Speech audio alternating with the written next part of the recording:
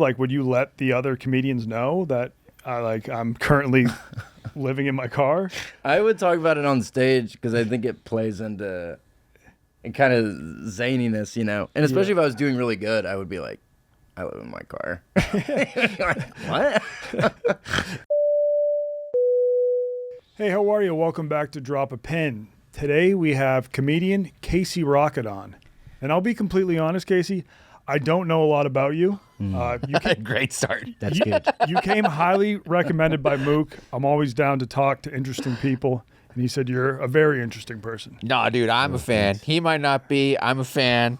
Chaps, I feel like I know more about Casey than you. No way. I knew exactly who it was. As soon as you said who it was, I see a lot of his clips from Kill Tony. Hilarious on there. Thank you. Well, what do you know really about anybody, right? How do you know? Yeah, true. Do we even know ourselves, really? But that's a great question. Thank you for asking. It's happy to be here. I know you guys, so that's good. Let's go. That's good. Yeah, because you were a Barstool Viceroy, right? I was a Viceroy once upon a time. Yeah. What? I didn't know that. I did Barstool, Georgia Southern. Yeah. So I started it. I was the placeholder, and I built it into the empire that it is today. Barstool, Georgia Southern. Apparently they haven't posted in years. They dropped the ball. So I'm trying to get the codes. That's part of the reason I'm here. Yeah, you need to get back on that. Yeah. Full circle. I need to finish what I started. When did you do that? When I was in college, so 10 years ago probably. Shit. 2015 to 2017, the golden years. Yeah, that was the golden years, yeah. The golden years of Barstool Southern. What is going? Are you hearing some of this stuff? Yeah. I think they're working on the roof. Really? Yeah, that's what happened last time. Yeah, there was something that happened on the roof. Like someone was just thrown through a wall or something. Could be that as well. Something's off. Now, this is a travel podcast. Mm-hmm. You are a traveling comedian, so I'm sure you are quite familiar with the concept of travel. Sure. Yeah, I fly like twice a week. Yeah, I think I've been to 70 cities in the last 12 months. So, yeah, I've been a lot. I travel a lot, yeah. Now, have you traveled outside the country at all? Yeah, I was in Australia for 2 weeks on my tour in March, and then I go to Canada. I've been to Venezuela, Paris, Spain, Germany. Dude, that is incredible. So in all those places, have you performed? Not all of them. Paris, Spain, Germany was when I studied abroad a little bit in college. But the other ones has been on the tour. Yeah. So you you started off as a Barstool Viceroy and weren't able to get a job here. Did you want a job here at one point? Yeah, I thought I did. Yeah. I think I wanted to do something with comedy, and I had just started stand-up. I was 22 years old. So, yeah, I thought that would be a good way to do comedy in some capacity, like be funny. Yeah.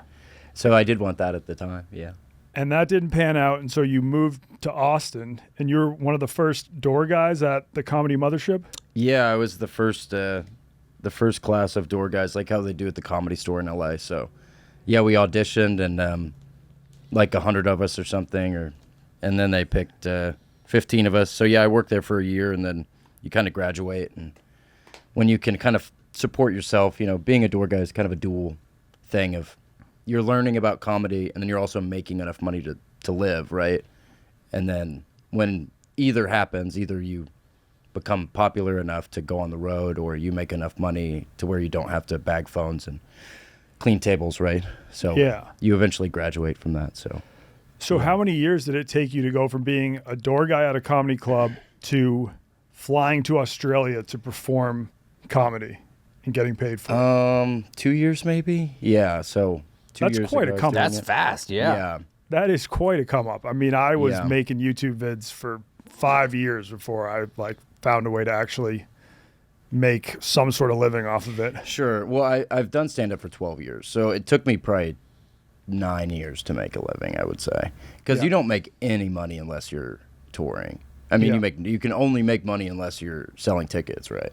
Yeah, because if you have a spot at a local club, sometimes they'll just be like, oh yeah, you'll get free drinks and we'll pay you $20-$30 or something. And then sometimes a lot of the time you lose money. So you go, hey, my buddy has a club, or most likely not a club. He has a coffee shop in Houston, and he'll let you do 20 minutes if you drive there, so it's 8 hours round trip. Yeah. And just for the 20, right? The whole idea is to do as much time as possible in front of a somewhat quality audience. So it's not really a financial thing. Most of the time, you just make enough to survive so you can do the time, right? Yeah. That's got to be so like demoralizing from time to time too. Like we're driving that far to go to a coffee shop and there's like 15 people in there. And no one knows who you are, obviously, because they're not there to see you. And they're not even there to see comedy. They're there to just be there on a Thursday night or whatever. They're on their laptops or the kitchen's going, margarita machines are going. I've done hundreds of margarita machine shows where there's some sort of ice clunking and pool tables and you're talking to no one. That's what stand-up really is. Stand-up's not. And people that don't do that kind of, they just don't know how it's almost humiliating to you, you know? Like, we had this ad deal with my old show where we would, it was Starbucks was the presenting partner of it. And they're like, hey, why don't you guys go do a live podcast in a Starbucks in a mall in Philadelphia during Christmas season? So we're sitting there trying to talk about war, and other people are getting out like their macchiatos. Okay. While they're in line. It's like, this is so fucking stupid. You're bothering everybody. Yeah. How was the turnout for that? There was people. Okay. There were maybe 7 or 8 people. Yeah, especially I feel like in New York where everyone's like, oh, that's the capital of stand-up. When you're trying to get your start there, you're going to open mics and the only people there are other people that are waiting in line to also hop up on stage for the open mic. And so like you're telling your jokes, everyone's just like trying to memorize their own jokes and just like walking through their set in their own mind. Like no one's even really paying attention. They're glazed over. Yeah, I think, I don't even know how much of my act I even want to get into, but most of what I do has come from trying to make comedians laugh, because most of it is you're just performing for comics. For a large 80% of my comedy life has just been in rooms of 10 people with 10 comedians. So you figure out if you can make them laugh, you can make anybody laugh, right? Yeah. It's hard to get their attention because they're not having fun. No one's having fun. And then at what point are you like, why are we here? Yeah. We should be home. It's like 1 in the morning on a Monday, and it's just 8 dudes who don't even like each other. Brutal. And your brand of like comedy is different. Like I feel like that's why you stand out. Like almost like slapstick, but not really slapsticky at the same maybe time. Cartoonish, maybe. Yeah, I've always liked really silly stuff. So, how did that translate to Venezuela? So I misspoke. Venezuela, I went when I was a kid. So everywhere else, I was like, that's a crazy I just comedy traveled scene. to. Yeah, Caracas didn't bring me out to headline that. I was like, that is fucking wild. In the barrios of Venezuela. No. So I went there when I was like 15. My dad is super religious, and we went there and helped like a boys' school or something. Okay. Yeah. So that had nothing to do that with makes riffing. a lot more sense. They would not. They probably would have strung me up in the town square. Yeah, they would have no idea what I was doing in Venezuela. I think it's tough. Like right now, if I wanted to travel there, I don't think I could. I think it's tough for Americans to travel there. Yeah, Venezuela is not a easy spot to get to, and that's why I was shocked that the comedy scene in Venezuela must be bananas. Yeah. It's the last hope. Who do you think the Joe Rogan of Venezuela is? It's like Invictus, but it's just 3 terrible open mic comedians going to save Caracas. It's exciting. Invictus, so sick. Nelson Mandela. So cool. Now, our podcast is called Drop a Pin. So we usually try to, drop a pin somewhere. It could be somewhere in the country or somewhere in the world. Is there a certain spot that stands out to you that you'd like to talk about for us to dive deep? We can also pinball all around.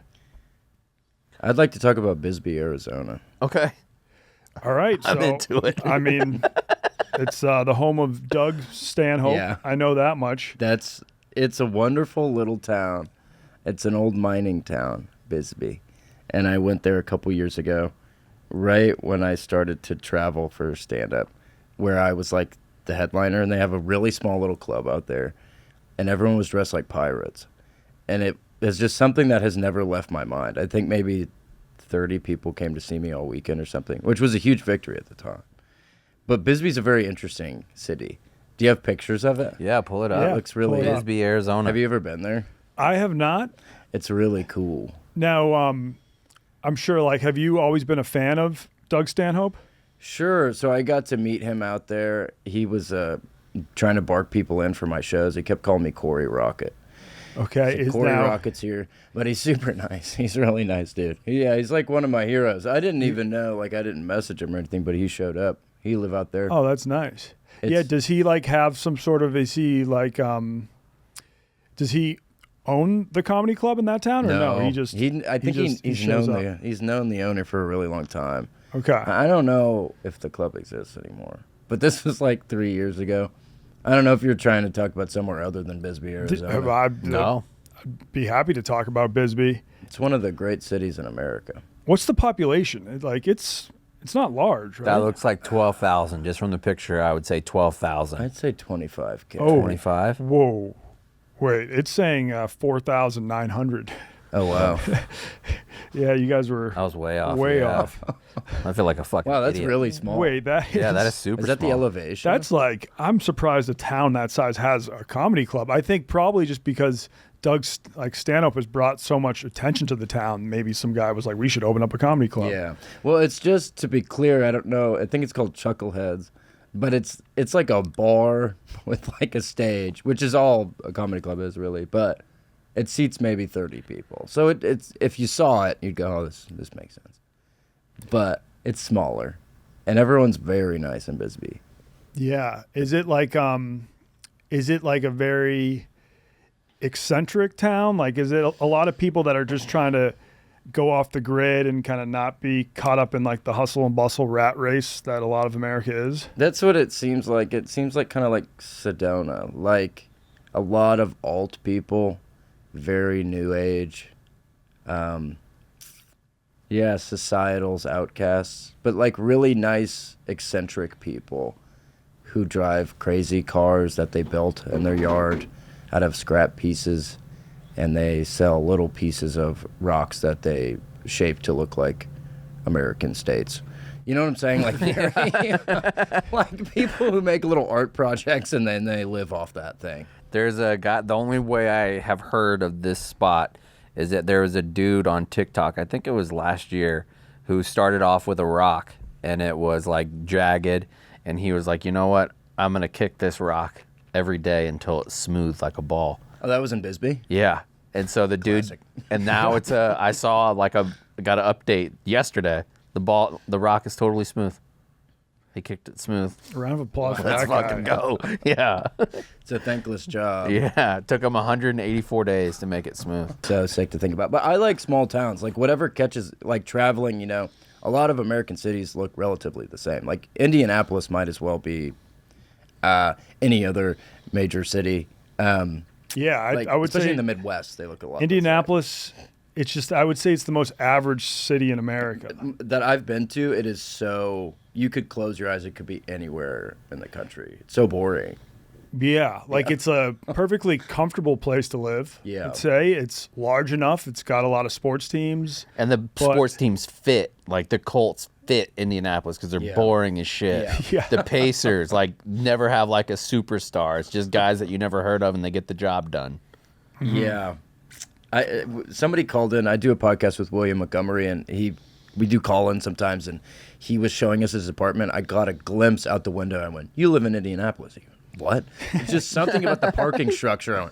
I clocked it, but it's all parking structures and Hooters and Chili's. It's a drag. I do take that back though. Most major cities look completely different, but Indianapolis is so cookie cutter. It's wild. Yeah, there's got to be something unique about a spot. I mean, I just love bodies of water, so I'm pumped that Chicago's at least on a lake. I grew up near the ocean, so I love water. So it felt like, hey, don't have an ocean, but I got a lake. I can do this. Yeah. And where did you grow up? Massachusetts. Okay. South Shore. Have you performed in Mass a lot? Yeah. Oh, I was just in Providence, Rhode Island, which is virtually Massachusetts. Yeah. And I was in Boston in December. Boston's great. Solid crowds? Yeah. Real nice. I like places. like Philly, Boston, New York, places where if they're against you, like sports-wise, it's like the worst place you'll ever be. But if the people are on your side, they treat you like a king. They pick you up like Rudy mentally. Yeah. But so I love passionate people and passionate places. It's a beautiful thing to feel that energy and everyone's on the same side. It's so exciting. It's just thinking about it is exciting. I bet Boston audiences fucking love you. Yeah, it was great. And Philly's like one of my favorite places in the world. Boston's been real nice to me as well. Yeah, it's passion. It's good to have passion. It's good to have fire. Chicago has that too. I go to Wrigley a lot. It's great. Everyone's invested. It's beautiful. Yeah. A lot of people don't care. St. Louis, they don't care. Couldn't care less. It's a drag. And you grew up in a very rural area? Yeah, I grew up kind of in the woods up in the North Georgia mountains. Yeah. Would you like to someday go back to the woods, or are you hooked on the city life for now? Yeah, I think I would. My mom's a horse trainer, so she lives in Carbondale, Illinois, like 5 hours south. Okay. In the middle of the cornfields. We have an old family farm out there. So, yeah, when I think about, like, settling down, I think about, like, a porch and a rocking chair, like the woods. Okay. Yeah. But when you're an entertainer, right, when you're in showbiz, you got to be by the action, you know? Yeah. I wouldn't want to drive 2 hours round trip to go. So I'm happy to be in the city. You know, I like record stores and things. I don't drink, so I don't go to bars, but I like cities where there's cool shows and fun stuff to do to keep you entertained. Can't do that in the country. Yeah, I love just being able to walk. It'd be very hard for me to go back to living in a situation where anything I want to do, I'd have to drive. I like being able to just walk outside, go for a stroll, and see what happens. Yeah. Yeah, see what kind of place you walk into. Yeah. It's exciting. Australia was great for that, like Melbourne, Sydney, a lot of cool little alcoves to find yourself in. Paris is like that too. But Australia was your first time actually performing comedy abroad? Well, if you don't count Canada, but yeah. Or Caracas. Yeah. I don't. Yeah. I definitely don't. Rio de Janeiro. I did some shows in the Falvas. Rio probably has some comedy clubs, I'd like to think. I don't know if they bring in foreign acts a lot, but Zany's Pyongyang was crazy, I've heard. yeah. So sick. Yeah, I saw some documentary about WWE guys. They went to Pyongyang in the 80s. They did a big wrestling, and everyone was just like, they didn't understand what they were looking at. Yeah. I bet it was like if I started being all like, they would be like, what?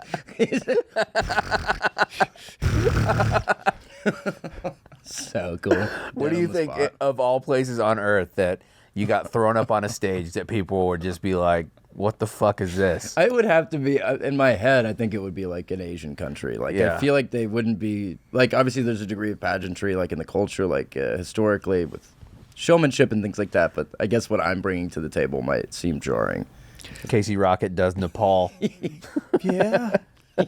China has comedy clubs, and that in Shanghai and Beijing, there was such a large expat population that you could still go and perform for a crowd of foreigners that would love your comedy. If you were performing in front of an all-Chinese crowd, might be a little tough. Sure.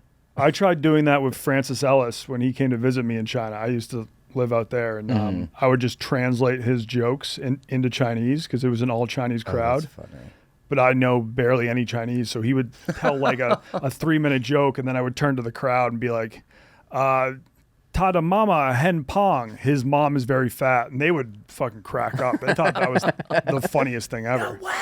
Yeah. He's got a fat mom? Hell yeah. Yeah. That's hilarious. Yeah, well, even Australia was difficult because what I say is so reference heavy. Like, every other word I say is like about a grocery store, an American grocery store, or like Donnie Darko, the movie. Or like, it's all very Americanized, and I didn't realize that. I had to change like probably 20 minutes out of the 60 minutes. I had to change everything. Did you realize that after your first show there? Yeah. Okay. I would be doing good, laugh, laugh, laugh, big laugh, laugh, laugh, laugh, total silence. There we go. Oh, they don't know that thing. It was really jarring laugh to silence ratio. Yeah.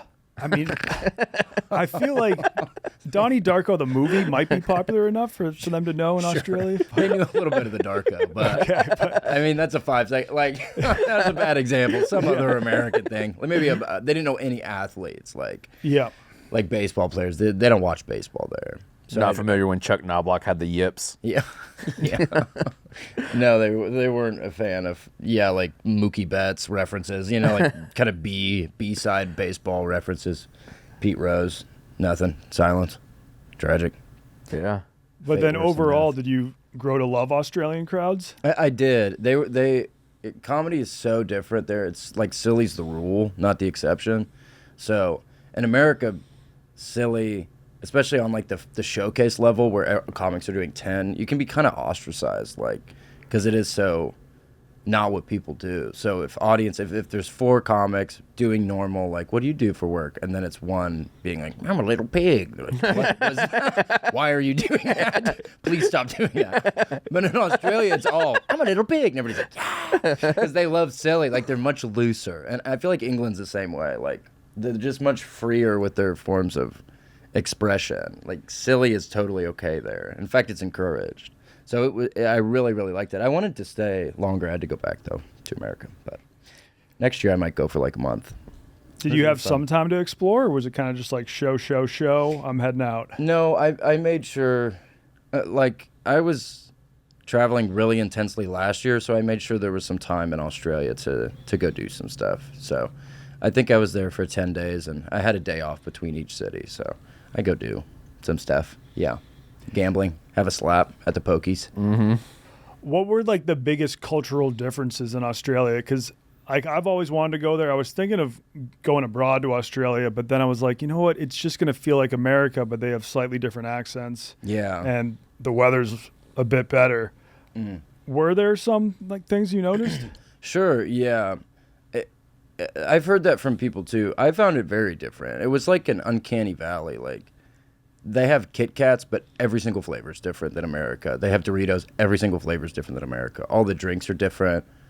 Mountain Dew's called something different. Pepsi's called something different. It was like a mirror world. It was just really interesting. But I haven't traveled outside of the U.S. that much, so maybe that's why I found it so interesting. But yeah, their sayings are totally different. You'll say something like an American thing, and they have no frame of reference for what you're talking about, so it's the same language, but it's different, right? Yeah. So I would suggest it. I really, really liked it. It was cool. I love their slang. Did you pick up any of that? Oh, it was funny. Yeah, one that I think about a lot is when someone's drunk, they say, oh, he's hopeless. Yeah, I like that. Yeah, put him in the car, he's hopeless. That's one that I think about a lot. Oh, God. Yeah, they say all kinds of funny stuff. I don't have any other examples. Yeah, I know. Bogan is their word for a hick or a redneck. Yeah. Like folks that like live in the outback. Yeah. They call having a break a smoko. It's like, you need a smoko. Like, I guess like they came from smoke break or something. Mm. So after you get off stage, they say, oh, he's going to take a smoko real quick. Yeah, lots of stuff, man. They call chicken parmies. Just cool stuff. Drier than a dead dingo's ding dong. I think that's a phrase. I think so too. Should be. Maybe if you're thirsty. I actually think that is a phrase. Drier than a dingo's ding dong. So cool. Yeah, I mean, it is. So sick. It is cool. Was it like? Did you get to meet any of the Aborigines out there?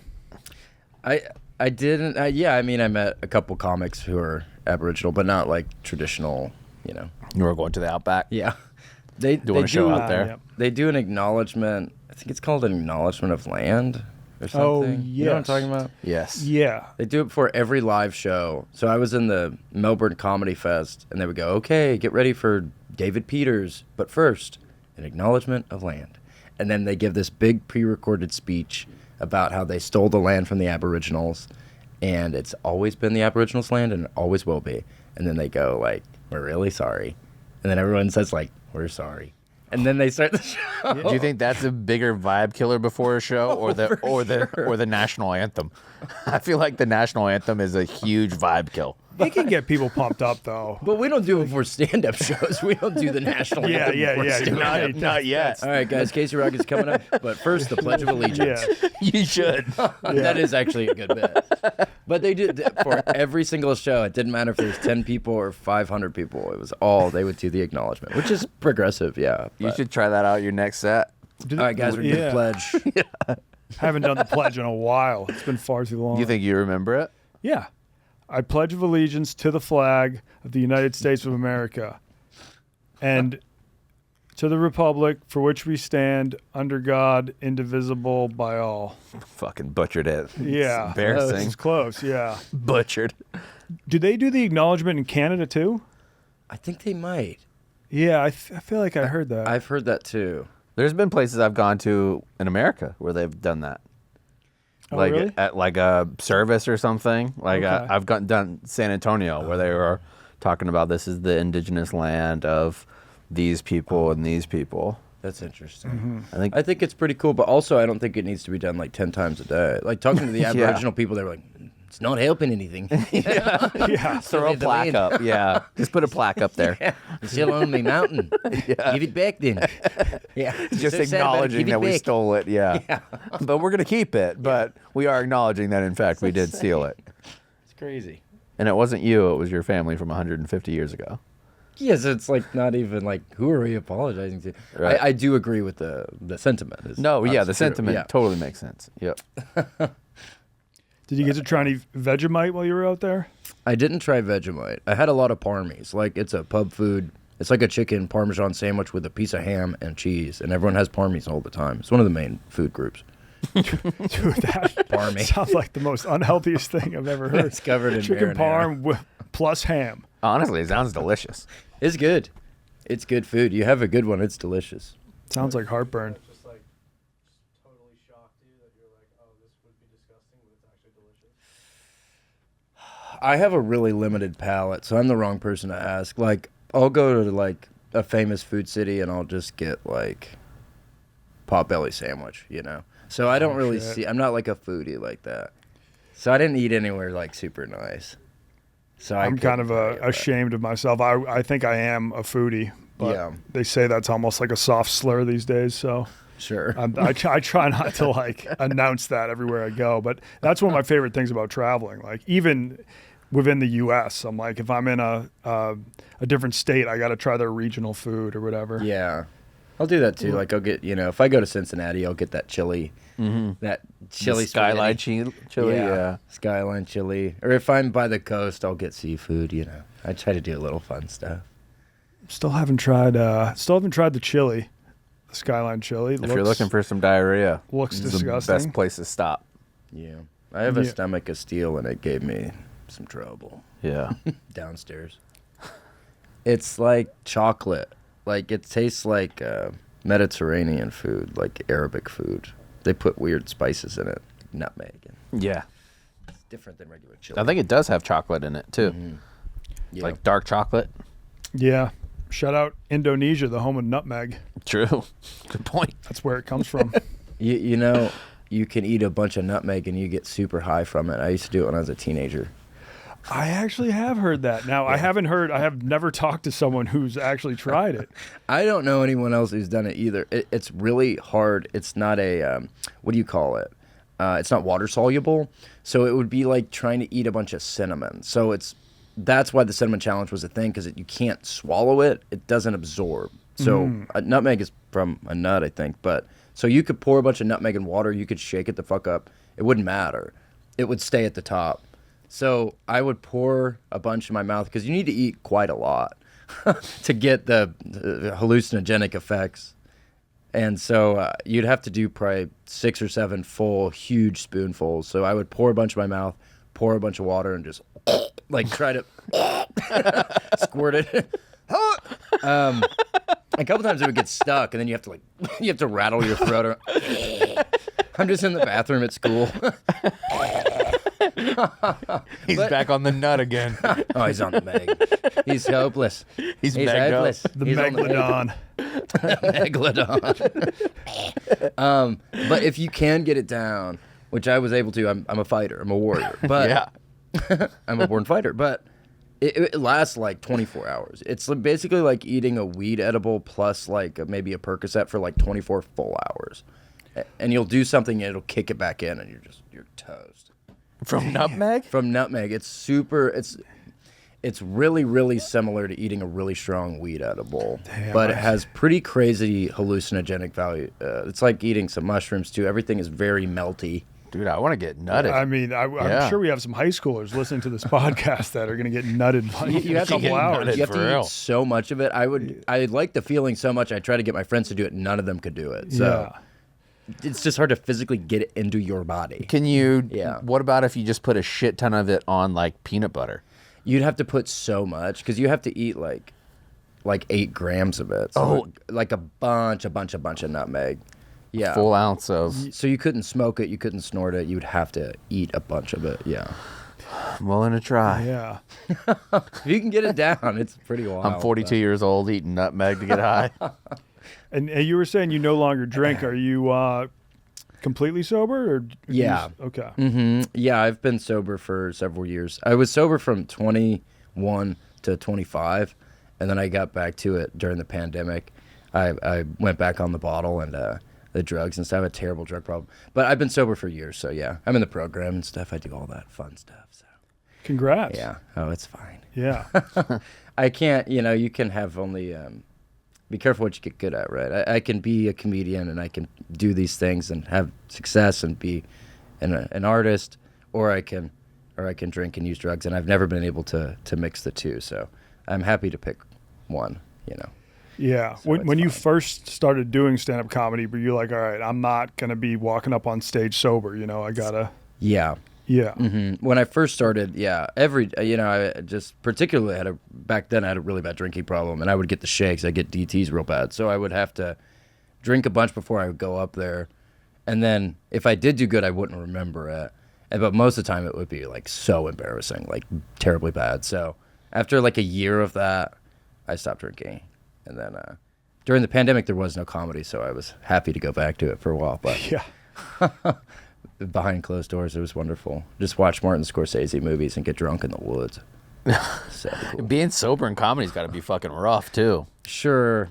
Yeah, a lot of people do it, but like a lot of successful It's more common these people days, don't. I feel like. Is it? It's super common. Yeah. Or like I talk to some comedians and they're like going to clubs 6 nights a week, and so they're like, if I get in the habit of drinking at the comedy club every night of the week, like it becomes a serious problem. Mm-hmm. Like they were like, when I started comedy, I would always do 3 drinks before I got on stage, but if you want to get good at comedy, you have to be constantly going on stage, so that adds up. And they're like, I was just drinking all the time, I just had to try to start doing it sober. Fuck. Yeah, it's a habit, right? So you can't, if you need to do a certain ritual before you get up there, what happens when you're doing 3 shows a night, you're gonna have 12 drinks. You can't live like that. And then you got to get up and do it the next day because you're traveling, so you'll be hungover all the time.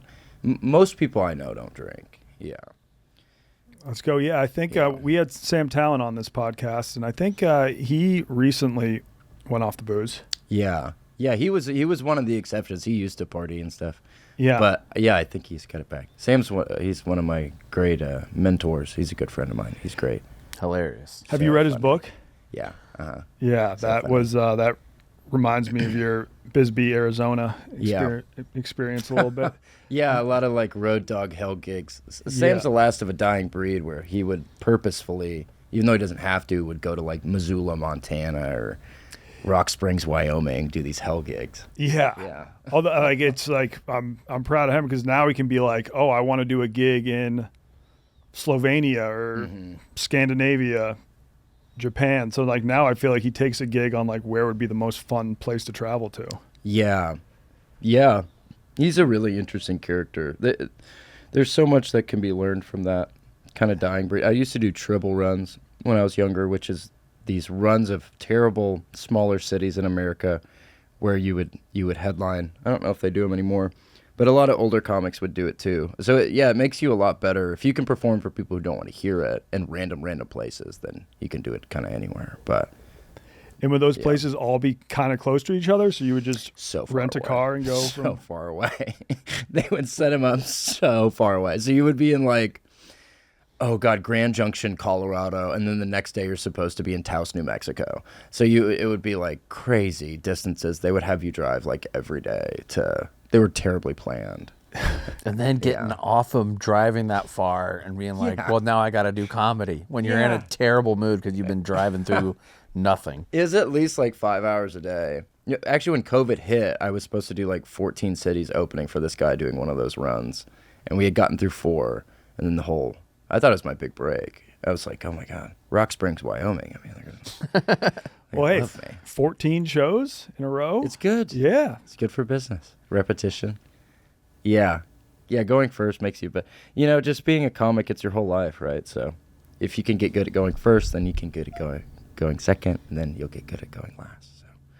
Who's like an on stage type of guy that you looked at as like a mentor, like that inspired you? Because you are very different from I would say every other comic that I can think of. I don't think anybody does your style. Like maybe a Tom Green influence a little bit.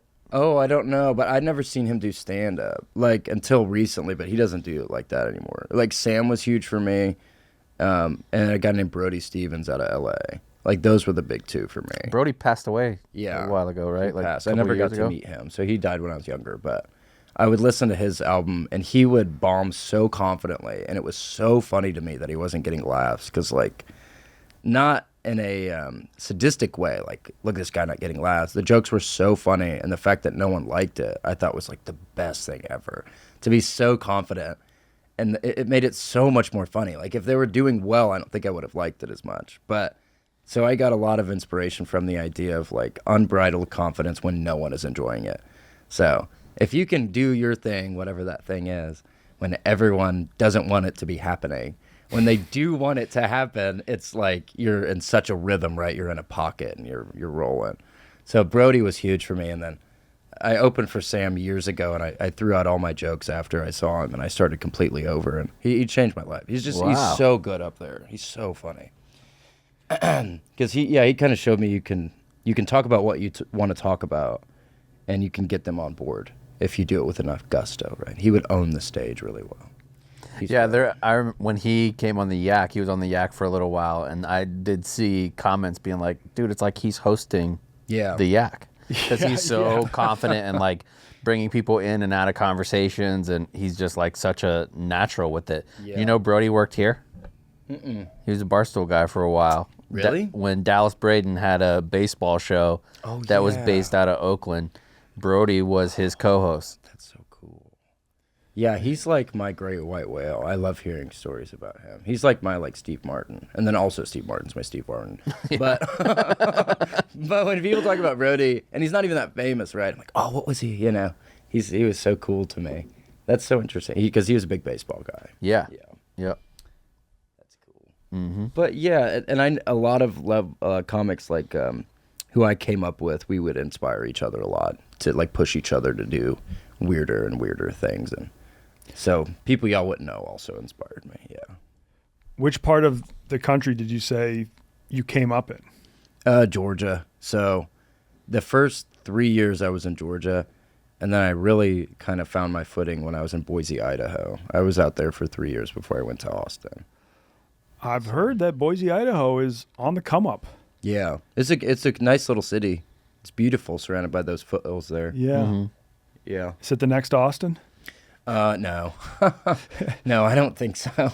It's like a really, it's really conservative out there. So it's super like right-leaning. Like the audience is very Mormon. Very, very Mormon. So they could not have liked me less. But from that, it was that like, I was like, I'm like Brody. I was like, I'm like Brody Stevens. I would think about him all the time. Like, if they don't like me, that's okay because they didn't like Brody, you know? Oh, it makes me want to cry. But it was so inspiring to me that, you know, they don't have to like you for you to be doing what you believe in, right? Yeah. So, I mean, I think that's a great lesson for anybody, like in the entertainment. You're not for everybody. Like, that's good. There's tons of people that love Donnie that fucking hate me. Yeah. Yeah. I don't know if there's a lot of people that like me and hate Donnie, though. I don't think it goes the other way. I'm sure there's a few. No. I haven't seen it. But you don't have a choice, right? Yeah. And I think that's harder to tell my younger self is like, all you can do is just be yourself. So if they don't like you, I mean, what could matter less? Who are you going to be? Somebody else? You can only be yourself. Right? And you're out of the room with them in 30 minutes. Yeah, it's okay. Yeah, it goes by pretty quickly. But yeah, it's really traumatic when you're younger. I wouldn't wish it on anybody. That's a hard way to live. Like your open mics. Your interjections and stuff that you do in your shows, was there a point where you were like, I'm going to fucking lean into this? Yeah. Yeah, for sure. Yeah, somewhere along the way in Boise, like when it wasn't working, I started to really genuinely enjoy it. Like, I thought of myself as more like a Kaufman-esque, like performance art type thing. Mm-hmm. It became, which is too far. There's two schools, right? Crushing by doing hacky middle of the road stuff, and then going too far the other way where you're purposefully alienating people. So I was trying to find a middle line eventually, but I would do stuff purposefully so that they wouldn't laugh. And I was like, I'm an artist. They wouldn't get it. Brody would love this. Brody would love this. I just dressed like a weatherman, just doing the worst jokes you've ever heard. Yeah, this is art. They don't get it. It's okay. Everybody hates me. I'm so elevated right now. Yeah, you just hate me because it's too funny. Sorry for being Picasso. Yeah. What a drag. When did things like flip? Like when did you go from the audiences hating you to all of a sudden you're getting a bunch of laughs and you're like, this is weird? I think maybe the last, like, after the pandemic, the last, like, year I was in Boise, I started to do better, like, more confidence. And then when I moved to Austin, pretty unanimously people liked it because it was, like, sort of different. And I had spent so long where no one saw me in, like, a small market in Boise working on whatever it became, just, like, high-energy joke stuff. When I did move to Austin, it's worked a lot. Everyone liked it then. So maybe 4 or 5 years ago is when it kind of flipped, yeah. Austin's a weird town. They like weird stuff. Yeah.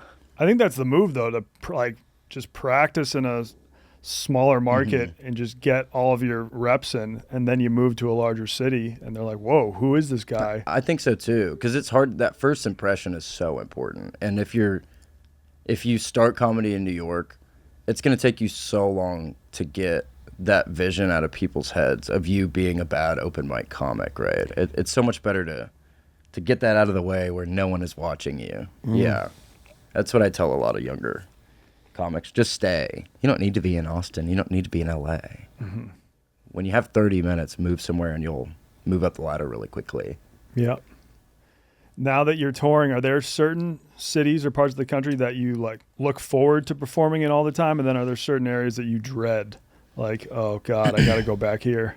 I don't know if you want to say that publicly because you still have to do those shows though. Sure. Fucking Bisbee. Yeah. No, well, it seemed like you enjoyed the show. Sure. In Bisbee. Bisbee was good. They like me more than they should have. Yeah. I love the Northeast is great. Anywhere like I said, like Philly, Boston, the working class blue collar cities are great. Also, the Midwest has been great. Now it's different. Like now when I'm going, people are buying tickets to see me. So, and then in turn, that gives you confidence as you're going. So it's like a mutually beneficial, like they think you're this thing and then you become that thing, right? Yeah. The guy on the marquee, it's a confidence thing. So much of it is just being confident. So I don't know. More conservative places definitely don't like it as much. They don't like silly. So sometimes small towns can be harder for me. Yeah. You got to miss walking into a place that doesn't know you. You do your act, and they're just like, what the fuck? Yeah. Like, because people know what to expect. They know what you are. If you're buying a $30 ticket, you know what you're getting. Sure. But if you're in a small little Billings, Montana place, we're like, what the fuck is this? Yeah, there's something fun, but it still happens, right? Like, about that winning the audience over is like one of the best feelings when there's 10 minutes of like they're not liking it and you just slowly hear little pockets of laughter pick up and then 45 minutes in everybody likes it. Like that's one of the best feelings. But even though they're buying tickets, it's not guaranteed that they're gonna like me. So I have lots of shows like that, particularly late shows. I think everyone could be there to see you. I think even the best comics in the world still have those late show sets where it's just not working. Yeah. And also, I don't do any of the jokes that they know me for. So I don't do any jokes that they've seen on Instagram or Kill Tony. I don't do any of those. So It's different. They don't really know what they're gonna get. It's different. So you'll only put a joke on Instagram if you're ready to retire that joke or retire that bit. For sure. Or I'll put things, I improvise a lot. So if I have like funny riffs, I'll put them on there, and got to be willing to burn it. In my mind, I want it to be totally different. Even if it's to the detriment of the hour, I'm fine with that. But yeah, man, it's good. Because if you're doing it every night, you need to mix it up, you know. For sure. Yeah. Otherwise, the monotony would drive you insane. Oh, it would drive me nuts. Yeah. It's and it's fun. Working on that puzzle makes it worthwhile. You know, like musicians will have like a dream venue that they want to do, like Red Rocks or Madison Square Garden. Is there any place that you haven't performed yet where you're like, I got to fucking get there? Comedy Works in Denver is one of the best clubs, and I'm going out there in August. It's like a really prestigious club, so I'll be happy to do that. And then also I want to headline the Comedy Store. So those are the big two. Okay. And then I'm at Just for Laughs in Canada. That was always a dream of mine. Next month. That was Toronto, right? Montreal. Yeah. Have you ever been to Montreal? It feels very European. Yeah. Very French. Yeah. Oh, cool. Very French. But yeah, it's kind of like, I mean, I haven't been since I was in college, but I would love to get back to Canada. It's been far too long. I might actually go on Thursday. To Canada? Mm-hmm. To Montreal. Really? I saw there was flights. I was looking earlier today. Flights for $270. Round trip for that weekend. Yeah, that sounds like that's a great weekend trip. Mm-hmm. What are you gonna do? Bakeries. Strip clubs? Really? Yeah, I don't know. They're very, I guess they're yeah, very the strip clubs are supposed to be. If you, that's where we went in college. I heard Montreal women have the best nipples on the planet. Yeah, they've got great nips and they've got great Chinese food buffets. Who knew? Yeah, not me. In Atlanta, they have like those really famous strip clubs we would go to sometimes. But I got this eye disease one time I went there. Pink eye or worse? Worse. Okay. Worst case scenario. Just straight up herpes of the eyebrow. Yeah, it was like a full nude one, and the next day I woke up with iritis, and I get it every year. You can go blind from it, but it's not a bacterial infection, but it has to be a correlation. There has to be. It's that God molecule. Yeah. It's like, what do you mean? Like, I saw a butthole last night. It's Occam's razor. Yeah. The most likely solution is the solution. How'd you get pink eye? Well, I was thinking about buttholes. I was thinking about buttholes. It's a deus ex. It's a deus ex machina. It's an impossible solution. But oh man, yeah, I don't go too often. I went in Toronto a couple months ago though. They were pretty up there too. It was cool. Strip club. Toronto's, haven't been there since high school either. Probably. It's the first time I tried dip, and puked for like 4 hours. All the chaperones on the school field trip thought I was drinking booze. You ever done dip and nutmeg at the same time? No. Shit.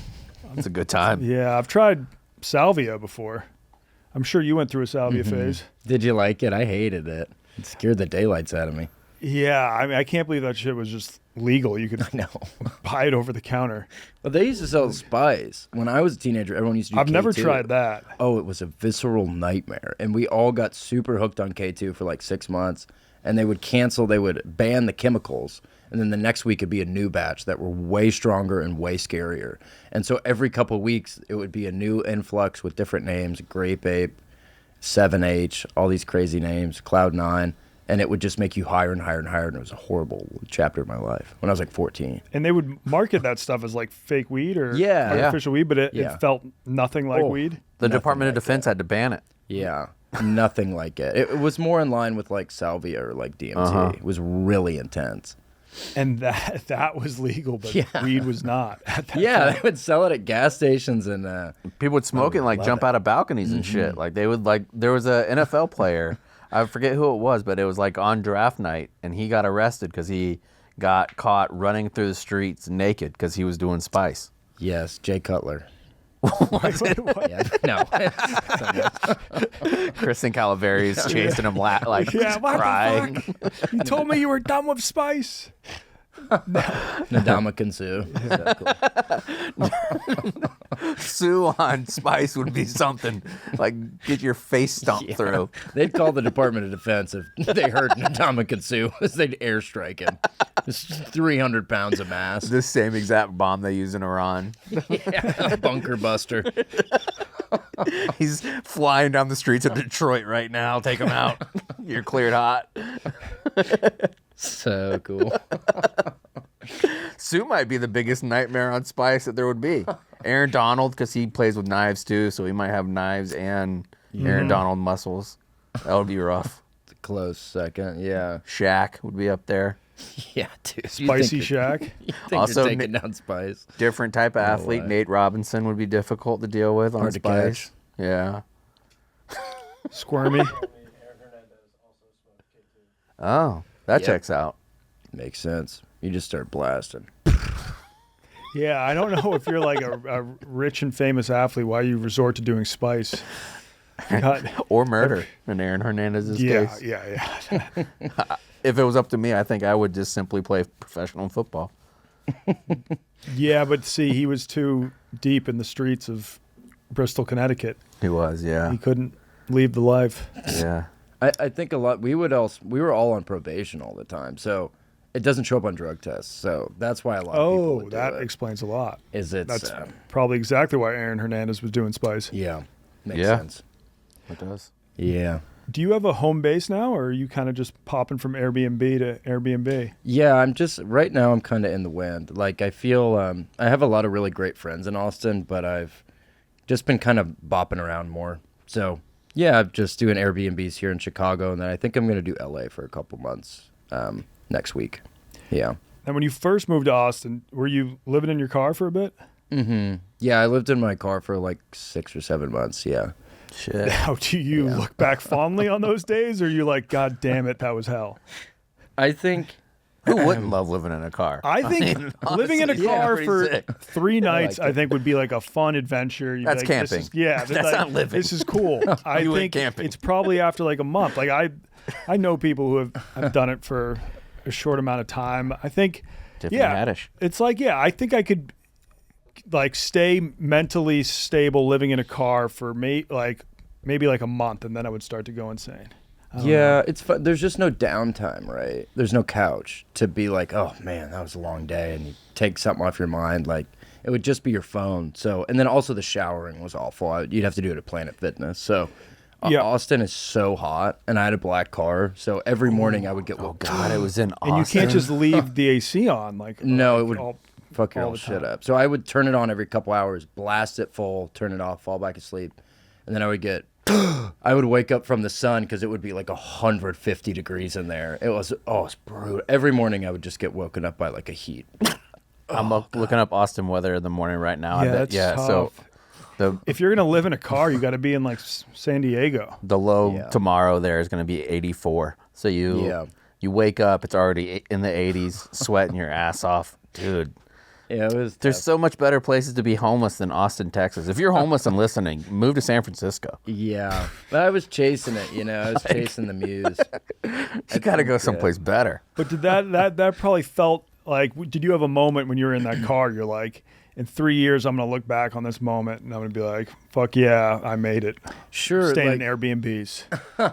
yeah, I don't know. I never really thought of that because I never really knew what I wanted from stand-up, right? I knew that I wanted to do an hour, right? I knew I wanted to headline, but that was it. So, I would have I'd do sold-out shows, and then I would go sleep in the car, So there was some weird dichotomies there with dualities, rather. Living a life that seems prestigious to people in the audience, but then you don't have any money, You have $50 because... Even big shows, if you're not selling tickets, you get $50. So Okay. just depends. But yeah, there was some. I enjoyed it generally because what do they say? Adversity is the mother of invention. Like I wrote a lot of really good jokes and stuff because I had to. I had to get out of the car. Yeah. Because you want, you need to have. An end game with this has to work. This has to work. If it doesn't work, I don't know what I'm going to do. So, and there's no other excuse but to do stand up all night, every night, because it's your whole job. I'm not going to get up, working in the car and go work at Lowe's. Yeah. You know, it might have been an easier way to get out of the car, but But then you start working at Lowe's, you don't have that much time to think about your act. And for sure, I needed to completely commit myself at that moment in my life to nothing but performance and figuring out the different puzzle pieces. Was it something you were ashamed of? Like, would you let the other comedians know that I'm currently living in my car? I would talk about it on stage because I think it plays into kind of zaniness, you know. And especially if I was doing really good, I would be like, I live in my car. Like, what? So yeah, I would tell jokes about it, but nothing I say is genuine. So I thought it was a joke because I've seen like videos of you talking about it. I'm like, all right, dude, you're on fucking Kill Tony right now. You're not sleeping in a car. The first time I did it, I think I was in the car. When I first did it at Vulcan Gas Company, I think I was still in the car back then. I told Red Band, he was like horrified. He was like, what? He like looked at me with disgust. I was like, I was just kidding. I'm not. What, me? Car? Come on, man. Do I look like somebody lives in their car? Come on. Me. Obviously, do look like that person. Yeah, because there's probably a lot of comedians who would be like, dude, you should have just been crashing on my couch. But it's like, you don't want to feel like you're an inconvenience or like. I don't burden people. No, I'd burden them. I would burden them. I would try to like space it out where like I stay on one friend's couch for a night and then another friend's couch I would try to make 7 friends who would each let me crash on their couch one night a week. See, I think I would go full in on one friend until they absolutely hated me. And then just move on to the next and try to get like 7 full weeks in. Well, most people, like, you come to find that most people are more than happy to help you if you just ask for help. Like, I know I would be. Yeah. But eventually I had a good friend named Winston Shaw, and towards the end of the 6 months, I stayed on his couch for a couple months after the car. Mm-hmm. So, yeah, people will help you. I didn't have to. It was like a pride thing, you know. Yeah. Like, I'm going to make it. I don't need anybody's help, right? But you don't have to suffer. How much do you have to suffer? Especially in Austin, dude. Just crank it up and drive to a different city. Yeah. My God. It's so hot there. Well, it's the old It worked out for you, though. Yeah, I mean, how much do you have to suffer to create art, right? I think there needs to be a little bit of adversity there, but you don't have to flagellate yourself every day to talk about being a worm or whatever. Talk about what if worms could scream. You don't need to live in your car to talk about worms. Has no bearing on the act. Yeah. I don't know, but I enjoyed it. I do look back on it fondly. I think I was happier. Yeah. Yeah, it is. That's something. I think I was happier in the car. If you think you were happier, so. yeah, I don't know. It was simpler, right? There's no responsibilities. There was no like bills or anything. It was just gas and food and stand-up. And I wasn't headlining, so there's no responsibility to any of the sets. Right? Yeah. It's a big, you owe it. And the way I look at it, you owe it to yourself to be the best version of yourself when you're headlining. Yeah, when people are buying tickets just to see you. Yeah. Because otherwise they just slide somebody else in, you know? Yeah. Yeah. You have a debt to those people to entertain them. But when you're just doing the smaller coffee shop stuff, I don't know anybody shit. I live in my car. Yeah. I can do whatever I want. Yeah. I can go be crazy and I'll be just as happy to do it. Yeah. So you're no longer living in a car. You're starting to sell out shows. You're traveling around the country. Say if you got 2 weeks off and we're going to go on vacation abroad, which country would you choose? Well, actually, you already have a trip to London coming up, so you can't say London. Okay. He's going to see Black Sabbath's last show. Black Sabbath's last show. Next Friday, I'm going to Alice in Chains, one of my favorites too, Metallica. It's Ozzy's last show with the original Sabbath guys. So, yeah, I've never been to the UK. So that's going to be real nice. Sweet. I'm back there in October doing stand-up, but this is sort of a vacation thing. That's a good question. I think I would want to see, like, Italy would be cool. Italy would be nice. It is, yeah. It is kind of worth the hype, I'd say. Or Ireland. I'm Irish, and I've never gotten to go there. I'm there in August, so I'll be there soon. Oh, let's go. But, that'll be exciting. So you do have some international stuff popping up even more. Coming up. Yeah, that's sick. Scotland, England, and Ireland. So. And Scotland's got that super famous comedy festival, the Fringe Fest. Yeah, I'm doing that in August. Oh, you're doing Fringe Fest. That's a big deal. Yeah, that'll be fun. Yeah, I'm doing a week there because some people stay for the whole month and they'll run their hour every night. Mm-hmm. But I don't. I have other road stuff, so I'm running it for a week there, and That'll be cool. It's a different world. The festival people, they run in different circles than traditional stand-up people, so it'll be cool to jump on some of those shows. Mm-hmm. Rub elbows, have a couple riffs. Mm-hmm. And when you go, maybe fuck around, do some spice. Yeah, Scottish spice. Spice isn't as big over there. Plant food is huge out there. Plant food. It's pretty much bath salts. So, nice. but they would call it plant food over there. It's actually Crocodilia. It's something I used to do in China a lot. And like whenever you hear about people talking about bath salts or plant food, like it's not plant food, it's not bath salts. It's just they would like create this drug in China by changing a few bonds of actual drugs that would make it legal. Because they'd be like, well, technically it's not the same structure as MDMA or something like that. So we can sell it legally in the UK and the US if we just call it plant food. Or if we call it bath salts. So then you would go to head shops in the UK or the US and you'd be like, I'll take some of the plant food, take some of the bath salts. And some of them were very good, I'll say. They're basically some of them were a great time. Some of them were, hell. Like what, like methy, like speedy? Yeah, like that. Yeah. Those were the bad ones. And then some kind of just felt like really good MDMA of sorts. Yeah. I did the original bath salts a couple times and I was like trying to like, it brought like some demons out of me. It was like scary. I think it brings demons out of everybody. I was like, we should rob a gas station. They were like, what?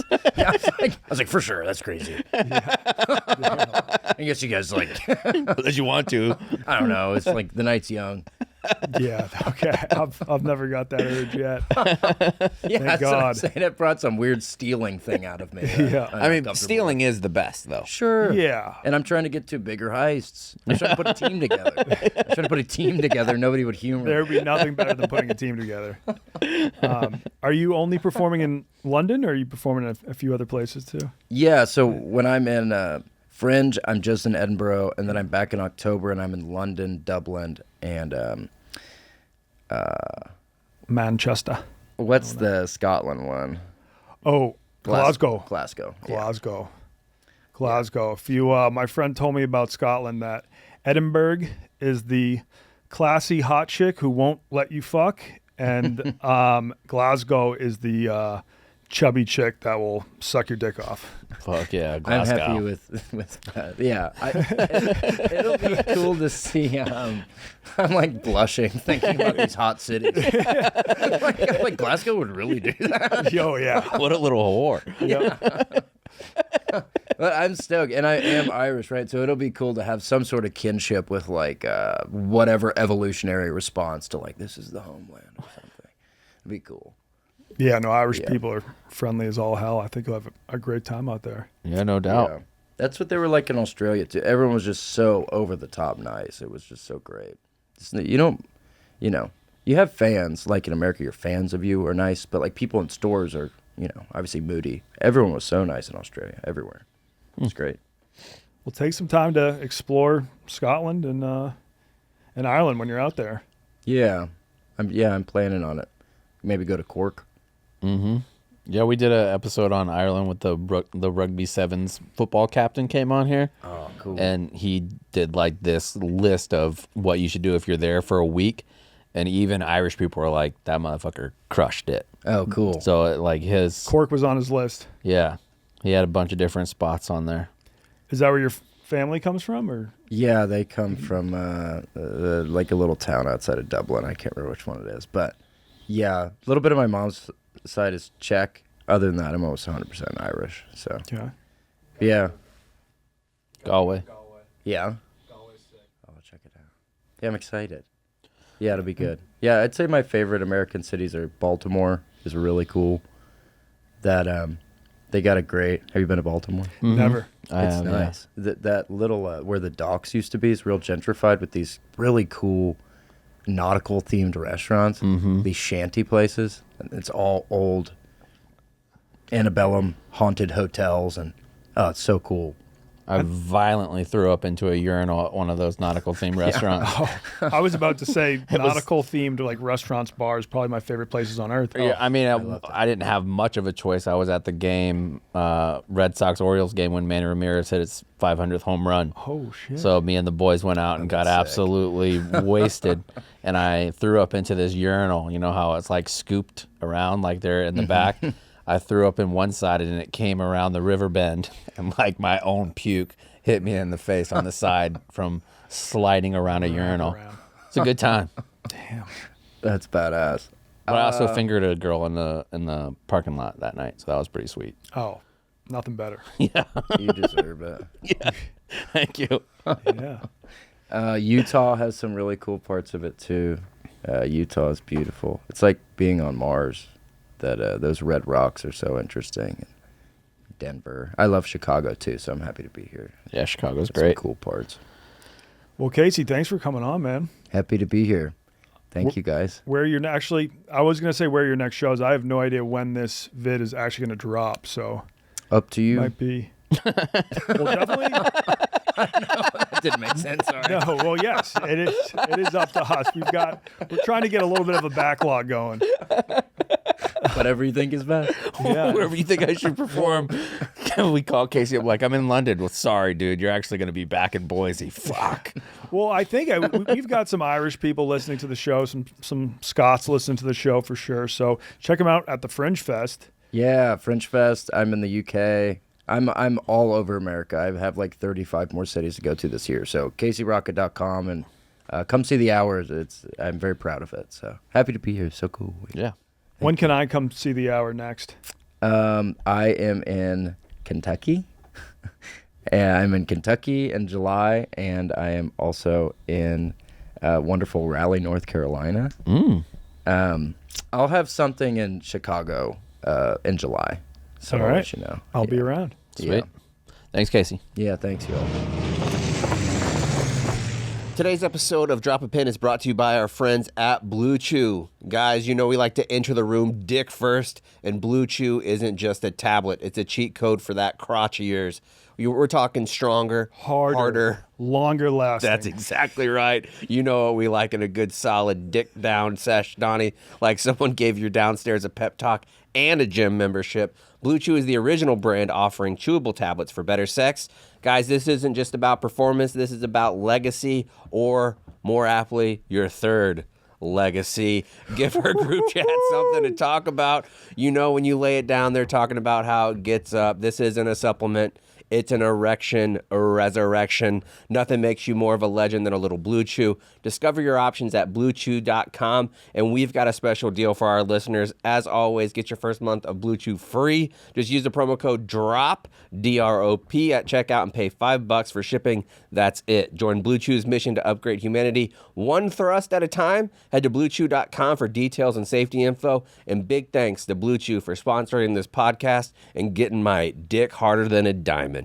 Let's go, dude. Dude, the times have changed. When I was in college, there was like, you weren't getting your hands on anything resembling Viagra unless you went to a doctor and had a long conversation. And even then, I don't think the doctor was going to give it to you. So, you know, take advantage of the times we live in and go to bluechew.com. And veins are back. Dick veins? Oh, yeah. Yep, they're back in style for sure. That's right. Drop a Pin is also brought to you by Hey Dude. They're lightweight, breathable, and ridiculously comfortable. Yes, they are. This is the only shoe I wear around the house. It's my indoor shoe because my household follows Asian rules. No shoes inside unless they're my Hey Dude indoor shoes. And then I've also got an outdoor pair, which I just use for walking my baby around. We've been going for hot boy walks in the morning. I strap them into the baby stroller, and I could walk for hours with my Hey Dudes. They're designed to go wherever you go, from an airport security line to a night out or to a boat. They're great on boats if you get the Hey 2Os. So pick up whatever pair you'd like at heydude.com. You hear that? You go to heydude.com and you can get the Hey Dude boots, the Hey 2Os, the Hey Dude loafers, whatever you want. Today's show is also brought to you by our friends out in Mountain Dew. Summer's here. That means that citrus goodness is going right back down the old gullet. I need a little caffeine. I need a little bit of refreshing and that's what's going to happen when you open up the new beautiful can of Mountain Dew. It looks retro. It has a beautiful styling to it. I know you have commented on the aesthetics of the can multiple times. Yes. I think I even have a beach towel that is designed after one of the new Mountain Dew cans. Yeah, we're doing the Mountain Dew Camp Barstool is back this year from the 18th to 22nd of August. And last year we did it too, and I came home with some of the swag from it, the Mountain Dew swag that had like the pillows, that was the blankets and all that kind of stuff, and gave it to my kid. My kid's room looks like a Mountain Dew advertisement. And the first thing I said this year, I was like, we're going back to Camp Barstool, we're doing that. And Cart goes, are you going to bring me back more stuff? And I was like, yeah, check out the new can. And we're like, oh, yeah, that looks way better than the old one does. So you're going to want to see that. You're going to want to see everything that we're going to be doing at Camp Barstool. All of that is going to be with Mountain Dew richly flowing through our veins the entire time. It's going to be fantastic. So you can grab a new Dew in the new package and enjoy the refreshing kick just like we will at Camp Barstool. Mm-hmm. But for right now, keep listening to the show. Let's hop back into it. Hey, how are you? Welcome back to Gettin Cultured. And today we got on this son of a bitch who the first time he was on, he was like, oh, I just like flew by myself for the first time. Like I didn't even know how to check in for the flight. Now I hear he's already flying private. Is that true? I did take a non-commercial flight here recently. That is true, Donnie. To Lake Tahoe. We did go to Lake Tahoe. Beautiful Lake Tahoe. Never been there before. The mountains are stunning. Never seen anything like that in my life. Damn, you really just went 0 to 100 real quick. I've been traveling my whole life. Have yet to make it on a private plane. What? Yeah. Really? I've been on a helicopter, but nope, never been on a private plane. I went on a fake private plane in Los Angeles. You can like rent out a fake plane and take photos and film vids to like make people think you're really cool. I've seen those like the booths where it looks like the cabin of the plane, so you can take the IG pics. Yeah. I did that with Nick and KB on a Rediscovering America, and we did look pretty sick. That's shocking. Throwing a clip of that. Your hour's up. I need you out, or you're gonna buy another. Just give us a minute. Yeah, it is shocking, especially working at this company where I would say now probably 50% of the company has had to fly private, whether it's for like a Rough and Rowdy or the college football show. What was the experience like compared to commercial? So leading up to the flight, they had asked a couple questions about weight. So we need to know like just how much everybody weighs and everything. So I was a little worried about that because there's a threshold you have to meet. So instead of packing a suitcase, I just put everything in my backpack. That was a bad call because I was short a couple shirts, short a couple pairs of underwear. Wasn't good. But the day of, it's pretty quick. I guess I understand it from like a time savings and like convenience aspect for sure. But day of, the plane is significantly smaller, which led to the fear escalating for sure. Yeah, I mean, I know you're a very inexperienced flyer, but do you have like a fear of flying? I wouldn't say it's like I can go on planes and fly, but like once the turbulence starts going and things like that, worst case scenario, I just assume we're going down. Turbulence is way worse on smaller flights too, for sure. Now, if your plane was over the weight limit, the good thing is that it wouldn't be all blamed on you. I mean, you got like Max on that plane, you got Big Cat on that plane. You're not the only hefty man that like they would single you out. That is true. I just didn't want to contribute. I wanted to make sure I contributed the least as possible. Couldn't get any body weight off, so figured I'd just pack way light. It was the only call I could make.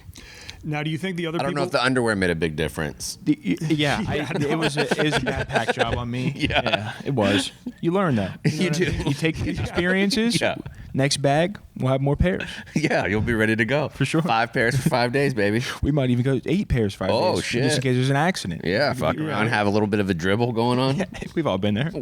I'm there right now. Yeah. There we go. I got liquid in my britches right now. If you're trying to pack light, I feel like you can skimp only bring like a one pair of pants or one pair of shorts, but you definitely don't want to skimp on boxers or socks. No. Well, Donnie, I'm not sure you're the one to be saying this because you were going to have to borrow underwear from me in Key West. Well, the thing is, I packed perfectly. I just left a pair of underwear on the roof of our car. And we're there for a day and a half, and Donnie's like, I didn't bring enough underwear, so you didn't bring an extra pair. Yeah, that's normally I don't leave things on the top But of the that car. did happen because, also, in fairness to you, you weren't anticipating swimming at Ernest Hemingway's house in Key West. Yeah. Now, So that caught you off guard. Yes, we'll have to dive into that. I think on a future pod if we do a Key West episode. But yeah, I swam in Hemingway's pool. Now back to your private jet. Do you think the other people on the plane could tell you were nervous, or did you do a good job of keeping your nervousness concealed? So I tried to keep it concealed, but it became apparent pretty early on. Yeah, and I made the mistake of sitting like with a direct view of the pilot. So this might be normal, but like on commercial planes, it's all closed off. You don't know what they're doing in there. So they could, even if they're not looking at if they're not looking straight ahead, if they're scrolling Instagram on the commercial flight, you have out of sight, out of mind. But this guy's like, checking the text. He's throwing stuff in the trash can. He's getting up, and I was like, who's flying the plane? Like, Yeah, you want him at 10 and 2. It was the worst decision I could have ever made was being able to see him, because anytime he would like, I'm sure there's like an autopilot situation or whatever, and there's a second guy, but anytime he like. For a couple of seconds diverted from just looking into the sky. I was like, all right, we're going down. This is it. Now, how do you feel about the next time you go on it, asking if you could go up there with them? You mean into the cockpit of the plane? Yeah, you could do it. Like on a private jet, you can do it. If there's ever a time where I find myself on another plane that is non-commercial, I probably will not be in the cockpit. I've got no business in the cockpit. Like all those dials and buttons are set a specific way, and you don't want to risk that. But it's cool, like seeing it from that perspective, because you always see it from the back. You see side. You want to see it full on. Like when I was coming back from Germany, I was on a military flight, and I was like, I've never seen up here. When I was going to the bathroom, he's like, come up, check it out. And it was amazing. Like the difference in how it looks, you're like, damn, it's beautiful from this perspective. It completely changes everything. I think I'll keep my information from that, like maybe flight simulators or photos. I don't want to mess with anything, but I do see the appeal. Yeah. It is wild how much of flying is just completely autopilot. Like really a captain, all they have to do is take off and land, and then once they reach cruising altitude, they just put in the autopilot and they don't really have to do anything. Is that right? That is exactly right. Yeah. So it's just set and forget it? Yeah, I think that they are there in case something does go wrong with the computer system, but other than that, yeah, they are basically just pushing a couple buttons. And you do have a co-pilot, so maybe you can take turns checking text and scrolling Instagram. And I also never understand how they stay in the air. Planes? Yeah, I've got no clue. Couldn't tell you. I seen something scrolling through Instagram. There's like a jelly theory where, like, I guess at a certain altitude you're stuck in between. Like, I can't explain this. Never mind. But no, I know. There's like a wind situation where like you're really safe in like different currents, but none of it feels too safe. I mean, we're way up in the air. Take one peek out the window. Nothing about flying is safe. Same thing with big ships. Me and Donnie, when we were in Key West too, I looked over at a big cruise ship. I'm not confused about ships. It's only you. A big metal barge floats. Yeah, but there's so much air inside. How does it? Yeah, the air. But air's it's still hard to sink. But it's still iron. It's still iron, but there's enough air concealed inside the ship to counteract. To act like it's not surprising that something that weighs 1 million tons is floating, I think is more bizarre than saying that it's weird that something that's 1 million tons floats. I just think if it's airtight, and maybe the iron they use is like infused with air. Who knows? Maybe there's little air bubbles in the iron. Air infused iron. That could be the case, but yeah, it's just like have you ever like had like a bucket filled with air and just trying to sink the bucket, Yes, but a bucket is not made of 1 million pounds of iron. It's a bucket. And then all the cargo, all the people. Yeah. All the stuff. All that stuff. You could put on a C-130, you could put a full ass fucking tank and fly it over the ocean. How? Big engines? Yeah. Yeah, I mean, with planes, I think it's all about just speed and lift. Like, if a plane slows down at all, it's going to fall fast. True. It's got to maintain that speed, which, yeah, it's a little scary. I saw something, though. They're trying to invent this plane where if it had, like, completely malfunctions, the passenger cabin could then eject out of the plane, and like 20 parachutes would shoot out of the cabin, and the passenger cabin would safely land. They have kind of those planes, but they're on smaller scales, like the one that who's Roy, the pitcher for the Phillies who died. He was in a plane crash. Yeah, so I mean, so they have those littler planes now. Like if it's a 1 or 2 passenger plane, a lot of them do have. Yeah, big all those too, and like obviously, like in the military, you can always eject your seat. Mm-hmm. I'm sure you have some. Do you have any friends that have had to like eject themselves from a plane? I try not to be friends with officers. Okay. But I mean, that seems like the scariest thing imaginable. Just they're like, oh shit, the plane's going down. I'm just going to boom. You shoot yourself in the air. You have no idea what's happening. And then I guess it's all done automatically. And then the parachute shoots out and you're good unless you crash behind enemy lines. I think the ejection seat has to be the intrusive thoughts of a pilot. So, because you got like you're bored, you're like, just hit the button. What happens if I just eject right now? Just one time. Just, I'm really close to the shore. Let's just fucking hit it and say, oops. Mm-hmm. That's one hell of an intrusive thought too, because once you eject, there's no going back. That was a mistake. Yeah. You might be wondering how I got in this position. It's probably fun. Just oh no. And now, do you have to press the button like yourself, or do you think once the plane like can tell it's going down fast, it just shoots you out automatically? I think it's kind of like the kill switch on a jet ski, where where you have both. Where it's like one will do it automatically, and two you can also kill it. Okay, that makes sense. When you were flying private, like what was the security process like? How thoroughly were your bags checked? If at all. I don't know if there's any like in-bag searches, but there's definitely like driver's license ID, match it up. Okay. Make sure you are who you say you are. Okay. Which is reassuring. Yeah. For sure. Nice. Well, I mean, was there any like, did you feel like a baller on that plane? Like, did you take any pics to flex on the gram or anything like that? Didn't take any photos. Was more so just looking forward to a safe landing. Okay. I appreciate I understand why people do it, because it was like you show up and then you're just on the plane, and then you're in the air. There's no. It's kind of a whirlwind. Like after going through domestic travel and then going to a private airport, you're like, that's it. Yeah, it was. This is what it could be like. It was really streamlined. So I understand it from that viewpoint, but in my head, I just wanted to get to the other side safe. I thought they were messing with me originally. They go, look, when we take off, we're gonna hook like a strong left, and I thought they were just giving me shit about it. No, as soon as we took off, they take the most exaggerated left you've ever seen, and it feels. I know we weren't upside down or even remotely like 90 degrees, but it felt like we were. You felt like a blue angel. Yes, I was like this. Great call, 100%. Yeah, I was like, we're doing like combat patterns, and like maneuvers that we shouldn't be doing. Well, hey, I really respect the fact that you didn't take a single pic. I think you and KB are the only people I know that have flown private and not taken one pic to flex. I took one picture on a private flight with Big Cat, and that was when he was sleeping when Shohei Ohtani was announced to the Dodgers and not the Cubs. I was like, he doesn't even know that Shohei Ohtani signed with the Dodgers. Sometimes you got to nap. You gotta get it in when you can. You got to. Busy Sleepy day. cat nap, yeah. And last but not least, you took the private jet to Lake Tahoe. 3 takeaways from Lake Tahoe. It was your first time there, I assume? It was. If I had 3 takeaways from Lake Tahoe, the first one would be we didn't see a cloud the entire time that we were there. It almost looked like the mountains were dropped in from a different computer screen. They looked unreal. I've never seen landscape like that in my entire life. It was absolutely beautiful. Wow. Second takeaway would have to be I didn't know that bears were a real factor out there. They let us know pretty soon that there was like a lot of waivers we had to sign, going different places, just like, hey, you could get eaten here. And I need you to sign your life away. I didn't see that coming. Yeah. Didn't feel really comfortable signing those, but you guess you have to. Yeah. And third takeaway would have to be the lake is way bigger than I thought it would be. Yeah. Had no clue. It's got a full beach. It's massive. I would say it's the closest thing America has to Lake Como.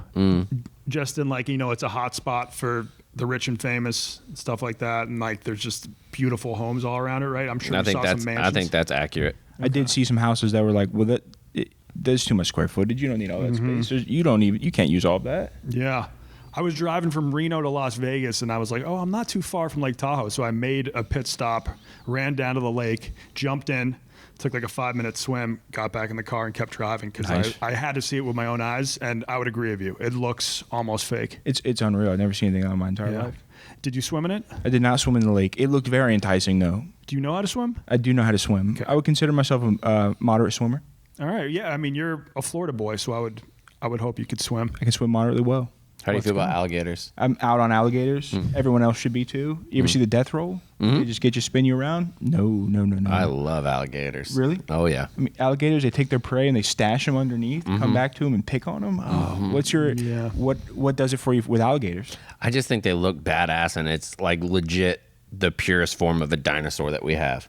I think they're actually older than dinosaurs or something like that. Like they've been around just as long as dinosaurs and forever. They've been around forever. I think that the way that they survive, the way that they adapt to, like how they're adapting now to boats and jet skis and all that kind of stuff, and still thriving in areas like Florida, and they're really not nuisances. No, they'll stay away from you as long as you stay away from them. They'll kill your dog. Yeah, and you maybe. Yeah, but not that well, often. first they'll try to kill your dog, and then if you try to save your dog, then you're both getting eaten. Yep. So I guess from that point of view, I do respect them as being just like apex predators for this long.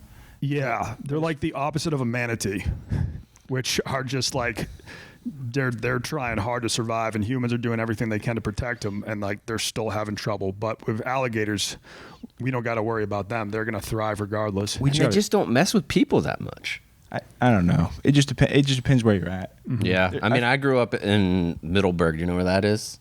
I'm unfamiliar with Middleburg. In between Gainesville and Jacksonville. So a lot of alligators. Tons of alligators. And if you're loud and splashing, they don't mess with you. They're not messing with you.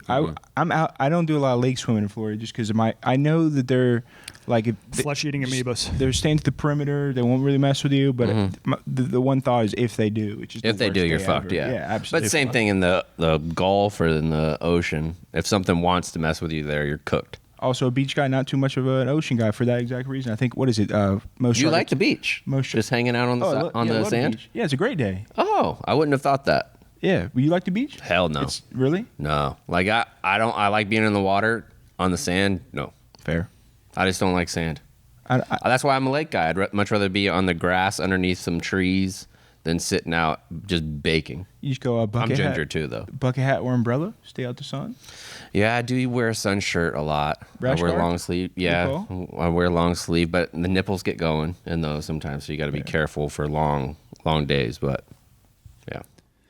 Well, Zach, thank you so much. We hope to have you back on sometime. I appreciate you guys for having me. Very much so. Thank you guys. Cheers. Cheers.